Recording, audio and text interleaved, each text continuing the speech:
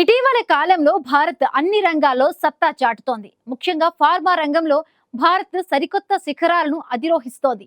మన దేశం నుంచి జనరిక్ ఔషధాలు భారీ మొత్తంలో ప్రపంచ దేశాలకు ఎగుమతి అవుతూ ఉంటాయి.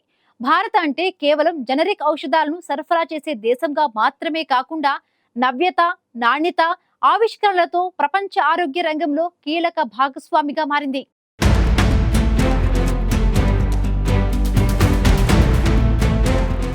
ఇటీవలి కాలంలో భారత్ అనేక రంగాల్లో దూసుకుపోతోంది. ముఖ్యంగా ఫార్మా రంగంలో భారత్ ప్రపంచ స్థాయిలో ఎంతో ముందుంది. మన దేశం నుంచి ప్రపంచంలోని 150కి పైగా దేశాలకు వివిధ ఔషధాలు ఎగుమతి అవుతున్నాయి. ఈ నేపథ్యంలో భారత ఔషధ ఎగుమతులు కొత్త శిఖరాలను అధిరోహిస్తున్నాయి. 2024-25 ఆర్థిక సంవత్సరంలో భారత ఔషధ ఎగుమతులు $30.4 బిలియన్ దాటాయి.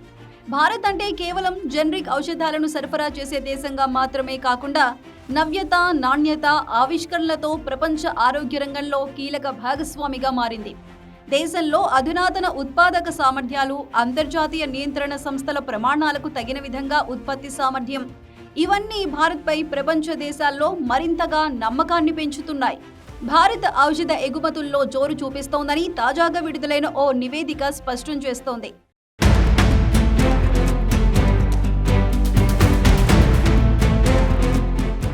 2023-24లో నమోదైన $27.852 బిలియన్ పోలిస్తే 2024-25లో ఔషధ ఎగుమతులు 9.39% పెరిగాయని pharmaceutical exports promotional council of India విడుదల చేసిన నివేదిక వెల్లడించింది. తాజా నివేదిక భారత ఔషధ పరిశ్రమలో ఒక కీలక పరిణామానికి చిహ్నంగా నిపుణులు భావిస్తున్నారు. ఇది నూతన ఆవిష్కరణలతో సురక్షితమైన ఔషధ పరిష్కారాలను అందించే భారత సామర్థ్యంపై ప్రపంచ వ్యాప్తంగా పెరుగుతున్న విశ్వాసాన్ని ప్రతిబింబిస్తోంది. కొన్ని దశాబ్దాలుగా ప్రపంచ వ్యాక్సిన్ గిరాకీలో 60% పైగా భారతే సరఫరా చేస్తోంది. ప్రపంచంలోని 200కు పైగా దేశాలకు అందుబాటు ధరలకు జనరిక్ ఔషధాలను భారత్ అందిస్తోంది. ప్రస్తుతం జనరిక్ ఔషధాల సరఫరాదారుగానే కాకుండా కాంప్లెక్స్ జనరిక్స్, బయోసిమిలర్స్, ఇంజెక్టబుల్స్, అధునాతన డ్రగ్ డెలివరీ వంటి వాటిల్లోనూ భారత్ సత్తా చూపిస్తోంది.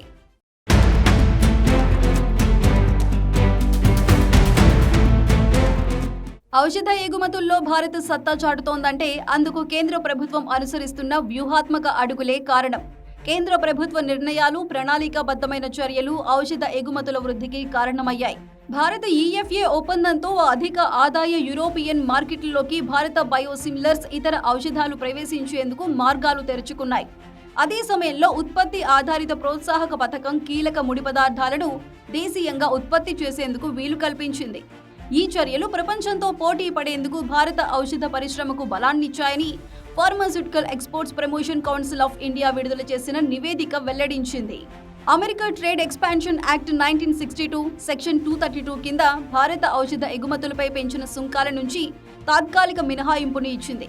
ఈ నిర్ణయం అమెరికా ప్రజలకు అందుబాటు ధరలో నాణ్యమైన ఔషధాలను అందించడంలో భారత్ కీలకమనే విషయాన్ని స్పష్టం చేస్తోంది.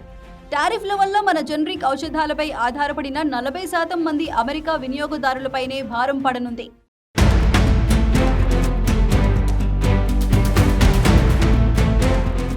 భారత్లో 700కు పైగా యుఎస్ఎఫ్ఏ ఆమోదం పొందిన ప్లాంట్లు ఉన్నాయి. అంతర్జాతీయ ఔషధ సరఫరా నిబంధనల పాటింపు కోసం ఫార్మా పరిశ్రమ ఆర్జిస్తున్న ఆదాయాలలో 12% వరకు నాణ్యతా ప్రమాణాల కోసం కేటాయిస్తోంది. భారత ఔషధ ఎగుమతులకు అమెరికా అతిపెద్ద మార్కెట్గా కొనసాగుతోంది.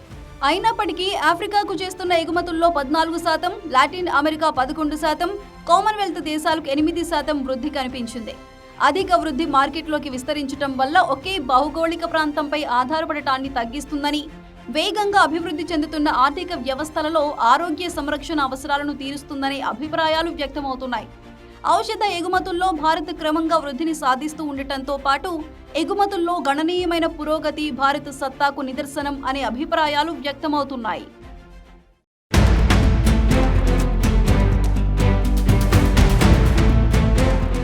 ఫార్మా రంగంలో భారత ప్రభుత్వం అనుసరిస్తున్న వ్యూహాలు, అమలు చేస్తున్న ప్రణాళికలు మన దేశంలో ఔషధ ఉత్పత్తులను గణనీయంగా పెంచడానికి దోహదపడుతున్నాయి. భారత్ ఇలాంటి విధానాలను కొనసాగించడం ద్వారా త్వరలో ఔషధ ఎగుమతుల్లో మరొక స్థాయికి వెళ్లడం ఖాయమనే అభిప్రాయాలు వ్యక్తమవుతున్నాయి.